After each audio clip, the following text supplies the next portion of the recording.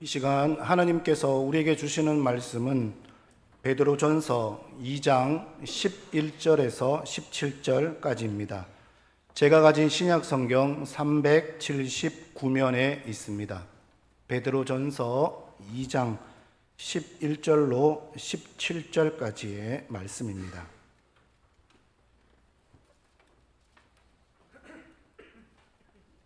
다 찾으셨으면 제가 봉독해 드리겠습니다.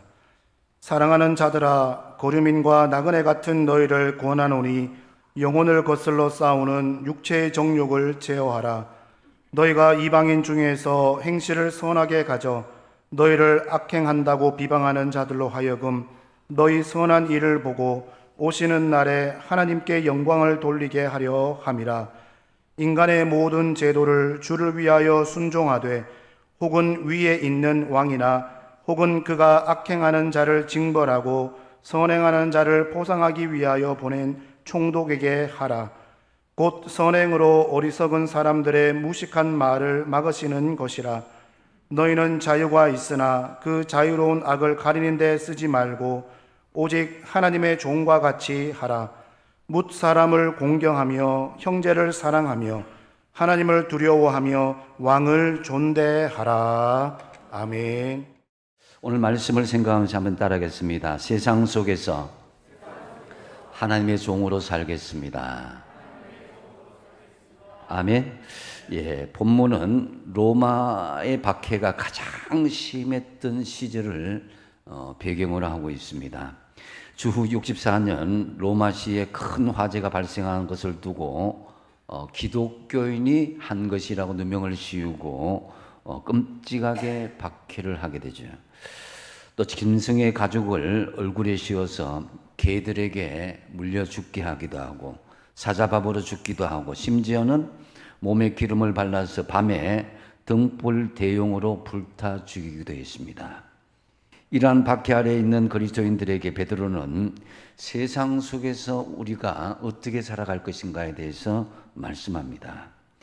앞서 9절에서 베드로는 너희는 택하신 족속이요 왕같은 제사장들이요 거룩한 나라요 그의 소유가 된 백성이라고 우리 성도들을 향해서 한껏 자부심을 높이고 또 이어지는 오늘 보면 11절에는 반대로 사랑하는 자들아 거류민과 나그네 같은 너희를 권하노니 이렇게 말씀합니다.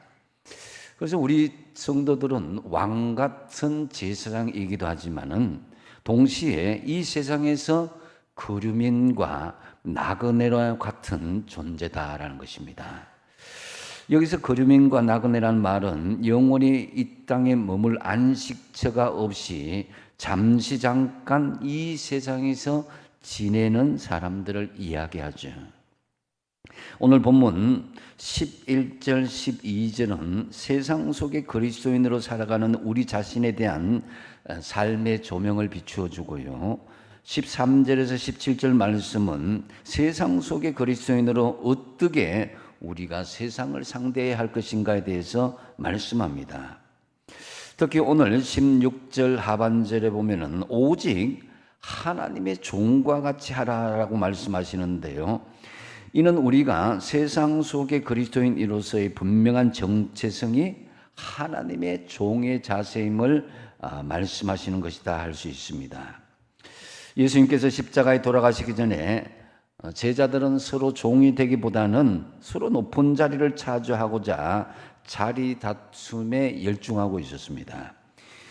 이때 예수님께서 가만히 제자들의 발을 씻겨주시면서 제자는 섬기는 종이 되어야 함을 본을 보여주셨습니다.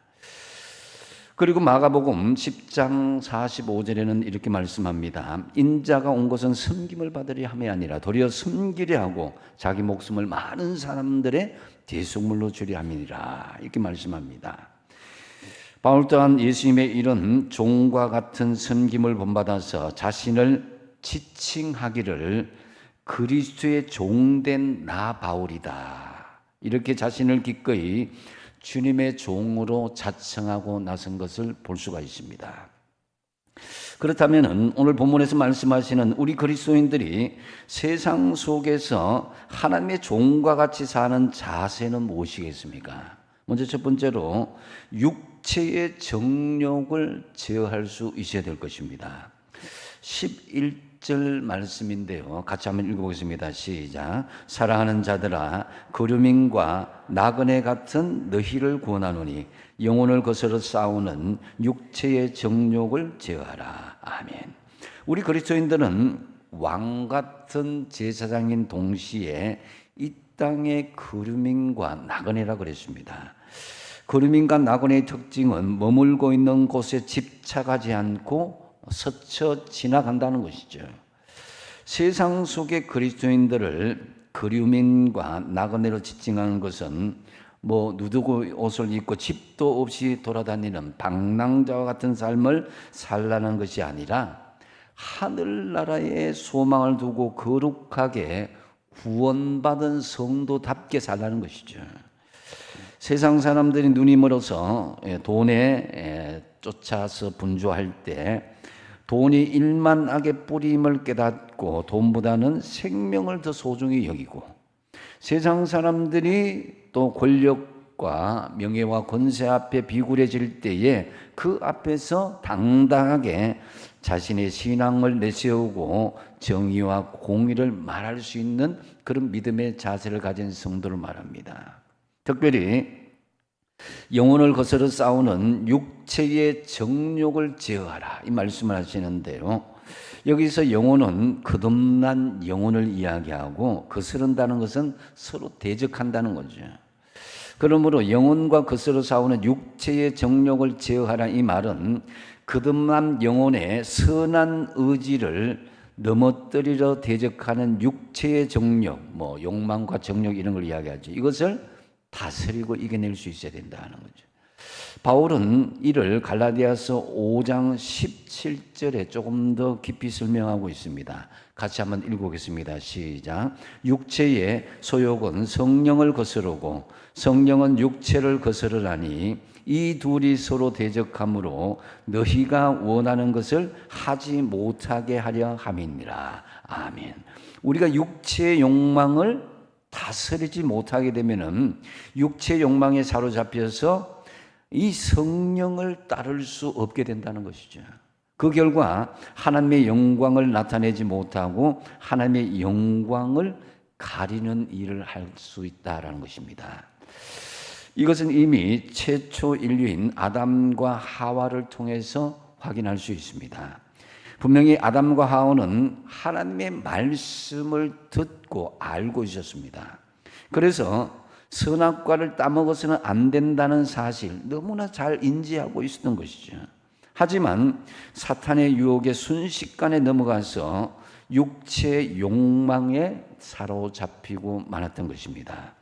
창세기 3장 6절에 보면은 여자가 그 나무를 본즉 먹음직도 하고 보암직도 하고 지혜롭게 할 만큼 탐스럽기도 한 나무인지라.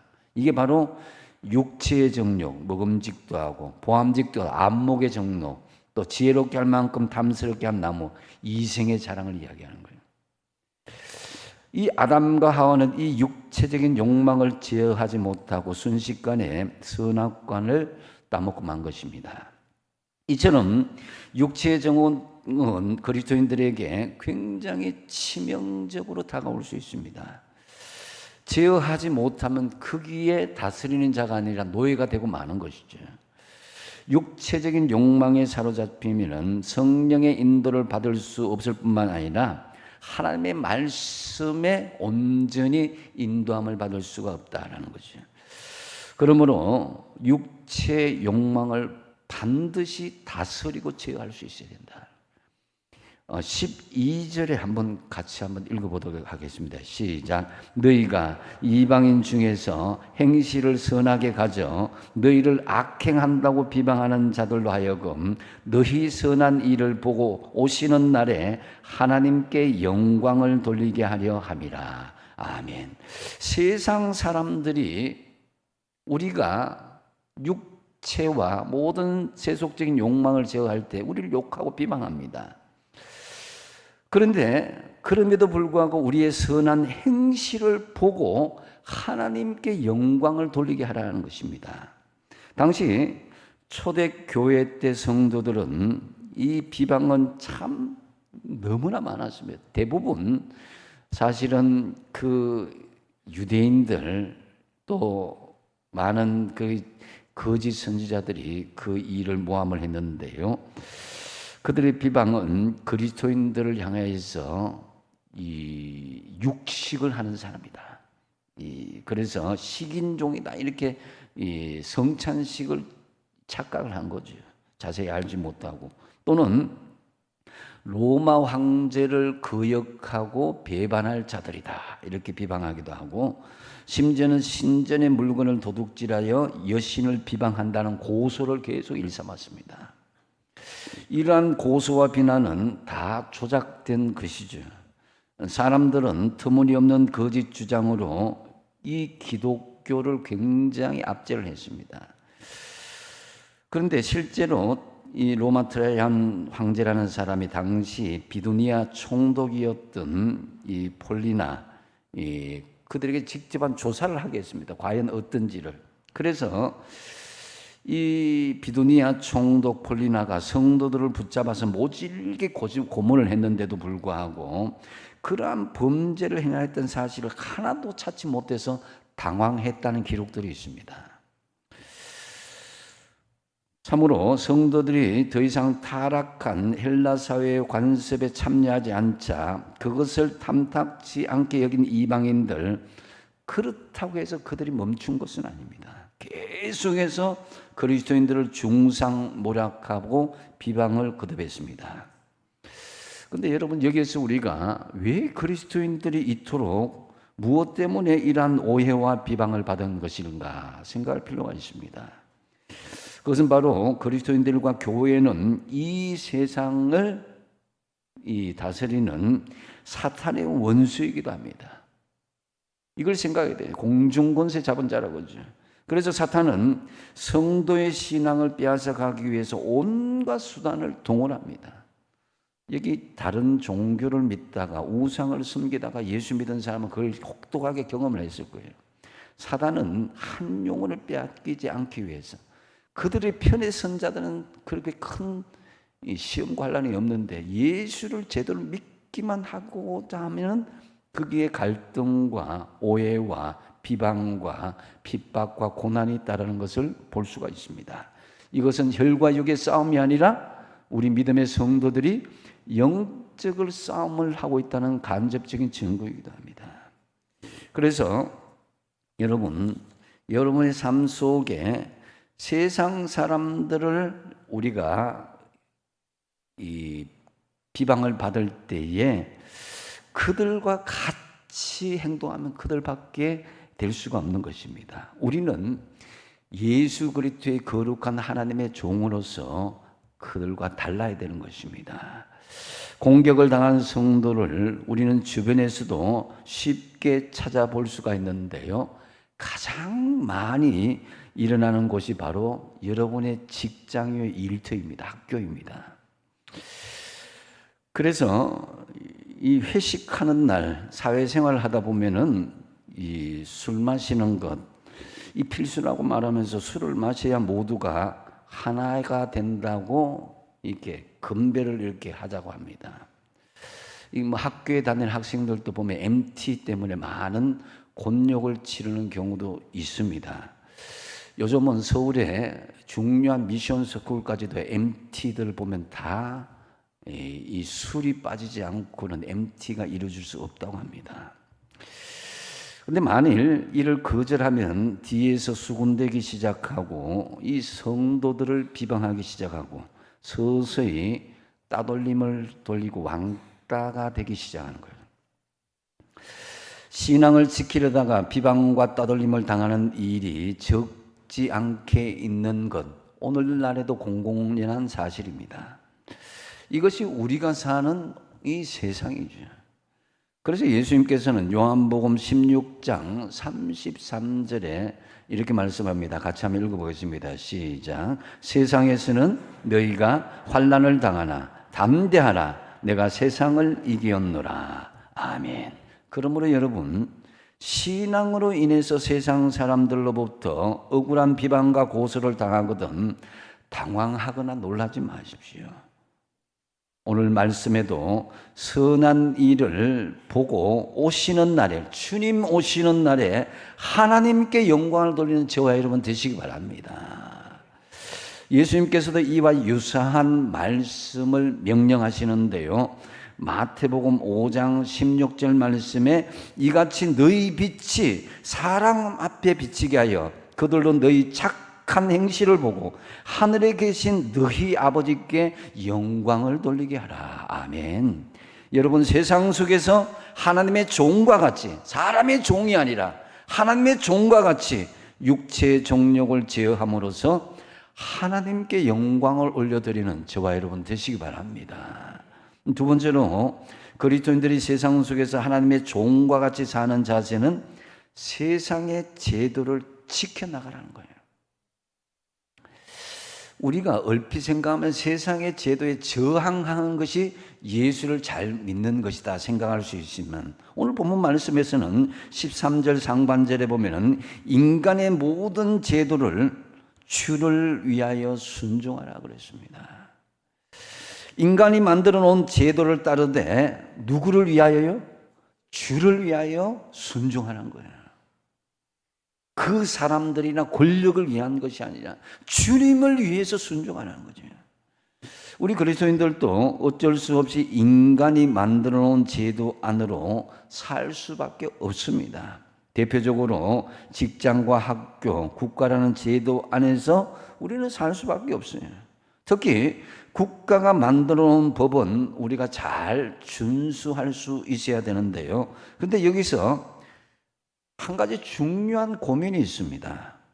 과연 그 제도가 어떤 제도냐 이겁니다. 오늘 본문에서 베드로 사도가 말씀하는 제도는 바로 로마라는 그 나라에서 세워진 제도인 거예요.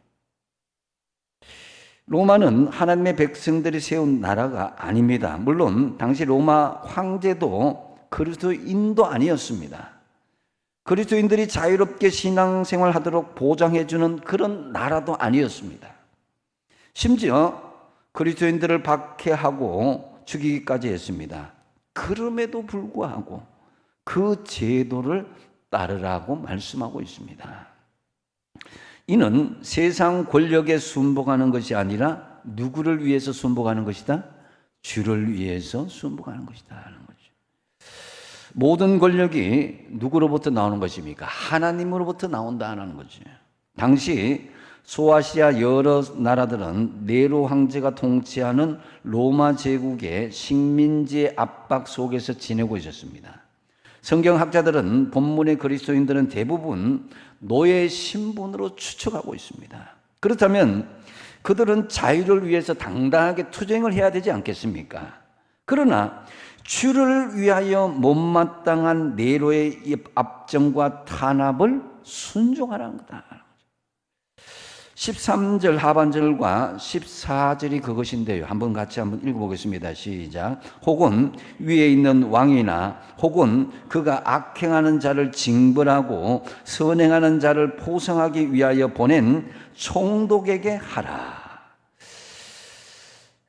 이게 사실 많이 악행을 행하는 그런 자들에게서, 특히 이제 일제시대에서도 이런 본문을 가지고 많은 기독교인들을 압박하기도 했습니다. 우리가 그런 악한 세력을 보면 당장 일어서야 하겠지요. 그러나 제도에 순종하라. 왜 그러냐? 그 이유는 하나입니다. 오직 누구를 위하여? 주를 위하여 하는 거예요.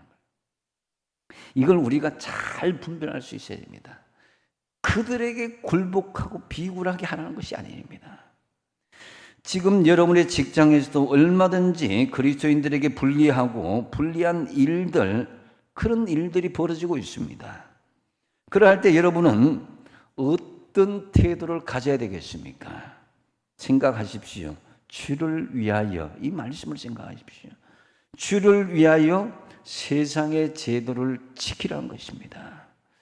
참 억울할 수도 있겠지만 여러분, 우리 그리스도인들이 결코 간과하지 말아야 될 사실은 주님은 우리 삶 속에 생생하게 살아 계시다는 사실입니다. 할렐루야. 여러분의 삶의 현장에 같이 호흡하고 생생하게 살아 계시다는 사실입니다. 우리는 모든 아픔과 억울한 사실, 이것을 나 혼자만 가지고 있다고 하지만 천만의 말씀입니다. 하나님은 우리보다 더 깊이 아파하고 더 깊이 동참하고 있는 사실입니다. 일단 제도에 순응하십시오. 그리고 나서 그 다음은 살아계신 하나님께 공의와 정의로 바르게 하여 주신다는 이 사실을 믿고 하나님 앞에 기도하십시오. 이것이 죽어도 주를 위해서 살고 살아도 주를 위해서 사는 세상 속의 그리스도인의 자세입니다. 세상의 제도는 구조입니다. 이 건물의 구조가 무너지면 그 건물 자체가 완전히 없어지게 되는 것입니다. 그래서 하나님께서는 세상의 구조, 내가 세웠지만 불합리한 인간적인 그런 권력과 압력과 그러한 일이 있더라도 그 구조 속에서도 임재하신 하나님을 바라보라는 거예요. 15절 말씀 한번 읽어보겠습니다. 시작. 곧 선행으로 어리석은 사람들의 무식한 말을 막으시는 것이라. 아멘. 흔히들 우리가 요즘 하는 말로 선한 영향력 그러잖아요. 그렇죠? 세상의 빛과 소금이 되라는 말씀이 이 말씀입니다. 그래서 그들이 정말 무식하고 그들이 어리석은 사람이었고 말이었다는 것을 보여주라는 거예요. 우리의 삶을 통해서.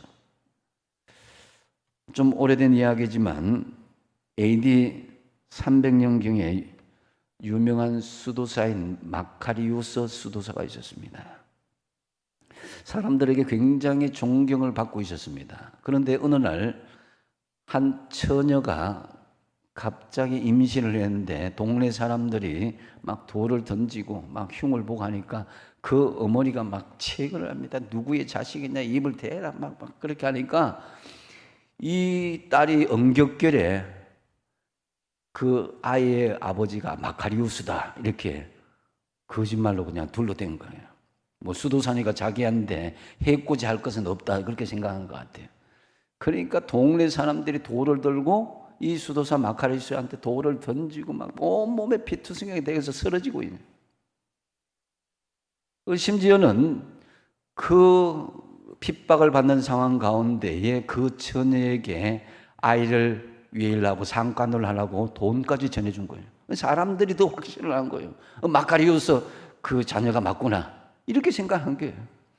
그런데 시간이 계속 지나면 지날수록 그 처녀가 양심의 가책을 얻어서 결국 이실직고를 하게 되는데 사실은 마카리우스가 그 부모가 아니다라는 걸, 아버지가 아니라는 걸 말하고 사실 이야기하니까 그때서야 사람들이 이제 결국 마카리우스 그 짓을 알게 되고 미안하다고 사과했지만 다 드러난 거죠. 근데 자신에게 어려운 준 처녀를 고소하지 않고 오히려 선행을 보임으로써 어리석은 사람들의 무식한 말을 막게 되고 결국 존경받는 성자로 마카리우스가 세워지게 된 것입니다.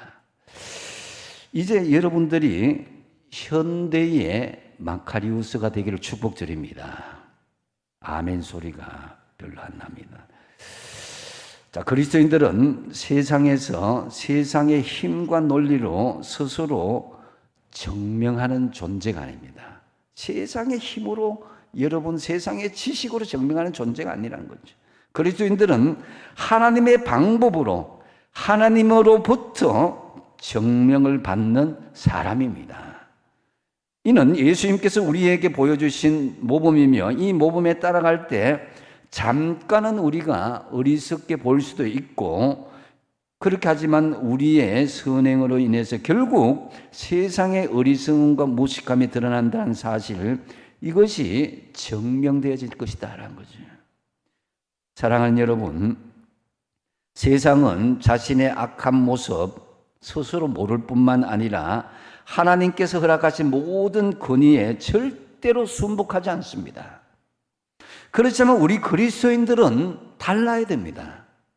우리 그리스도인이 세상의 제도를 지키는 이유는 그 제도 속에서 역사하시는 하나님의 살아계심을 믿기 때문입니다. 세상 속에서 하나님의 종의 자세로 살아간다는 것, 세상의 제도를 지키되 살아계신 하나님을 믿고 여러분의 선행으로 세상의 어리석음을 드러내고 불의한 말을 막으시는 하나님의 신실한 종들이 다 되시기를 축복드립니다. 그 다음에 세상 속의 그리스도는 세 번째로 하나님의 종처럼 행동하라. 오늘 결론적인 말씀입니다. 오늘 본문 16절 말씀을 같이 한번 읽어보겠습니다. 시작. 너희는 자유가 있으나 그 자유로 악을 가리는 데 서지 말고 오직 하나님의 종과 같이 하라. 아멘. 그리스도인들은 자유를 가지고 있는데 그 자유를 악을 가리기 위해서 서지 말고 하나님의 종들, 자유를 서는 것처럼, 하나님의 종으로 자유를 서는 것처럼 하라는 것인데요. 악을 가리기 위해서 자유를 주장하는 것은 악을 저질러 놓고 그것을 가리기 위해서 자유를 외치는 거예요. 이건 방종입니다. 자유가 아니라. 자신이 잘못을 저질러 놓고 악을 저질러 놓고는 자유를 외치고 그렇게 한다는 것은 방종입니다. 우리에게 자유가 있지만 오직 하나님의 종과 같이 하라는 것인데요. 종은 자기 주장을 주인에게 맡기는 거예요. 종은 보상까지도 주인에게 맡기는 거예요. 우리가 명색이 하나님의 종이라고 한다면은 결코 하나님 앞에 자유를 주장하는 사람이나 보상을 바라는 존재가 아닙니다. 종이 정말 원망하는 것은 자기 주장을 하고 자기 보상을 바라기 때문입니다. 종은 주인에게 자유를 주장할 수 없습니다. 우리는 하나님의 종이라고 그랬습니다. 세상 속에서 하나님의 종처럼 살기 위해서는 어떤 때는 물질로, 어떤 때는 명예로, 또 어떤 때는 말로 좀 알아주기를 바라는 마음, 인사라고 해주기는 그런 마음, 그 마음조차도 내려놓고 주님께만 영광 올려드리고 그 자유를 절제할 수 있어야 된다는 거죠. 여러분, 받는 사람은, 받고자 하는 사람은 자유하지 못한 종입니다. 주되 무엇인가를 되돌려 받고자 하는 마음이 있다면 그것은 진정으로 자유하지 못한 종입니다. 보상을 바라지 않고 은혜 받고 충성할 때 우리는 참 행복과 참 자유를 느낄 수 있는 이 성숙의 단계가 이래야 된다는 거죠. 예수님은 높으신 하나님이신데도 불구하고 종의 형체를 가져서 사람들과 같이 되었다고 그랬습니다. 자기를 낮추어서 십자가에 죽기까지 낮췄다고 그랬습니다. 우리가 살게 된 것은 예수님께서 스스로 무익한 종이 되어서 우리를 섬겼기 때문입니다. 우리의 자유는 악을 조장하는 자유가 아니라 하나님의 종으로서의 자유인 것입니다. 16절은 세상 속의 그리스도인들이 하나님 앞에서 자유인임과 동시에 종이라는 사실을 동시에 보여주는 말씀입니다. 우리는 예수님께서 허락하신 복음으로 말미암아 진정한 자유인이 되었는데요. 이는 이제 우리가 죄의 권리에 벗어나서 자유롭게 하나님을 예배하고 나와 이웃을 진정으로 사랑할 수 있는 존재가 되었다는 것을 의미합니다. 이에 대해서 로마서 8장 1절 2절에는 이렇게 설명하고 있는데요. 같이 읽어보겠습니다. 시작. 그러므로 이제 그리스도 예수 안에 있는 자에게는 결코 정죄함이 없나니 이는 그리스도 예수 안에 있는 생명의 성령의 법이 죄와 사망의 법에서 너를 해방하였음이라. 아멘. 여러분, 예수님을 알기 전에 우리는 죄에 묶여 하나님을 알 수도 사랑할 수도 찾을 수도 없는 비참한 존재였다가 그러한 우리가 죄에서 우리가 자유를 얻게 된 것은 예수 그리스도의 복음의 능력 때문인 것입니다. 16절에 말씀을 우리말 성경으로 다시 풀이한 것을 보면 이렇게 이야기하고 실감이 납니다. 여러분은 자유인으로 사십시오. 그러나 그 자유를 악행의 구실로 사용하지 말고 하나님의 종으로 사십시오. 이렇게 말씀합니다. 우리의 자유는 악행을 위한 자유가 아니라 하나님의 말씀을 깨닫고 하나님께 순복하며 하나님의 종으로 살기 위한 자유인 것입니다.